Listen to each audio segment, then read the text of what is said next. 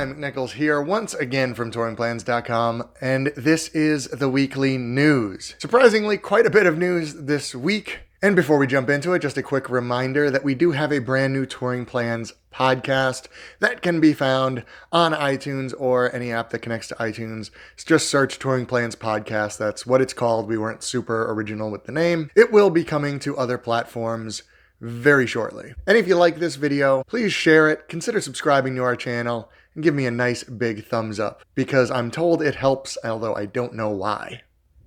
We have to start this week at Disney World, where something called Theme Park Extra has been, well, not announced. They haven't officially announced anything, but it is being reported everywhere, from local TV to all the Disney news sites. What is Theme Park Extra? Well, unless you have quite a bit of money, you're probably not going to like it. For now, it is a pilot program that is set to begin this Friday, January 12th.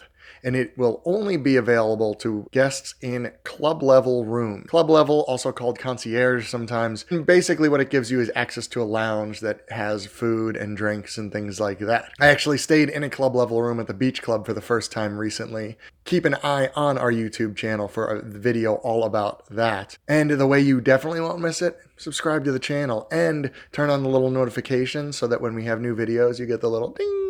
So anyway, back to this. If you are staying at a club level, which is already more expensive, you will be able to get extra fast passes for $50 per day extra.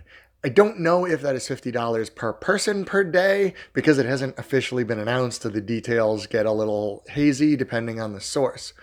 But it is a minimum of $50 per day, and that gets you 3 extra fast passes per day. And if you have a park hopper ticket attached to your account, you can actually make them at different parks. And you get to book 90 days in advance, which basically would mean you get your choice of whatever you want. You also get preferred viewing for nighttime spectaculars. You can only use 1 per day and have to make reservations, but still, that's basically another fast pass. So not bad, but that's a lot of money, and I know people are not going to be happy with Disney charging money for things like this. I don't know how I feel about it. I guess we'll see. This is a pilot program, so if not that many people feel like spending the extra money, it will just go away. So I guess we will find out. In better news at Disney World, also Friday, January 12th, is the start of the Festival of the Arts at Epcot. This was new last year, and I happened to be there during it, and actually was pretty cool. They have food booths, they have seminars, some free, some paid.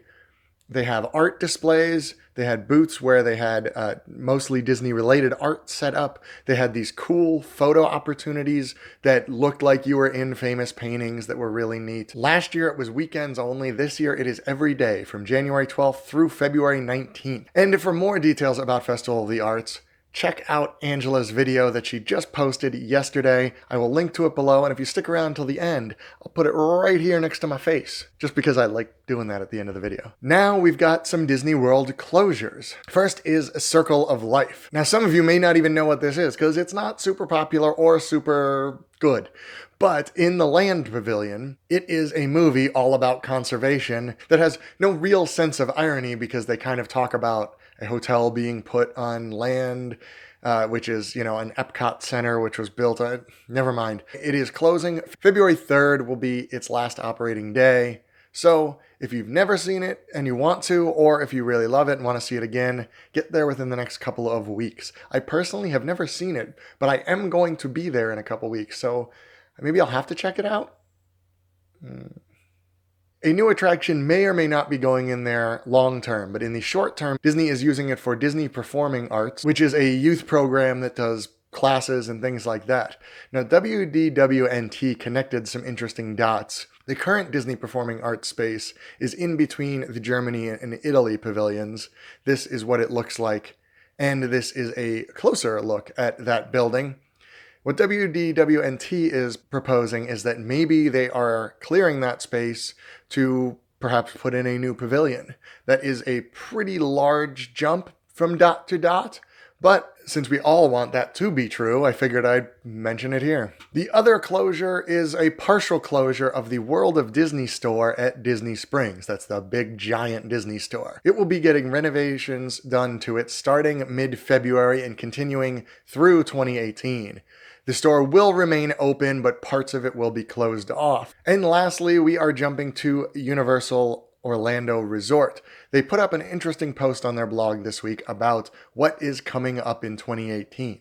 Of course, they mentioned Fast and the Furious Supercharge. They also mentioned the Aventura Hotel, their new hotel, which is supposed to open the end of this year. But then they also hinted at some of the announcements and news that they would be bringing us. Some of it is no surprise. Details about the new Harry Potter attraction, going where Dueling Dragons used to be. More details about Nintendo Land, which is exciting but several years off. And details about the new hotel that I mentioned a little while ago on this show that is going where Wet n Wild used to be. None of those are real shocking that we'd hear more about. Some other stuff that they did mention was a new projection show onto Hogwarts, which the Christmas one was pretty awesome, so that would be cool. They also mentioned a replacement for a Cinematic Spectacular nighttime show, which is long overdue, and a new City Walk venue. Now, I don't know if these would just be announcements for 2019, or if they are expecting them to actually open in 2018. You never know with Universal. They seem to create stuff very, very quickly, especially compared to Disney. And that is the news for today. I mentioned Angela's video. I said I would put it right here next to my head, and here it is. Go watch that. Subscribe to touringplans.com because it's awesome and gives you so many park tools, and be excellent to each other.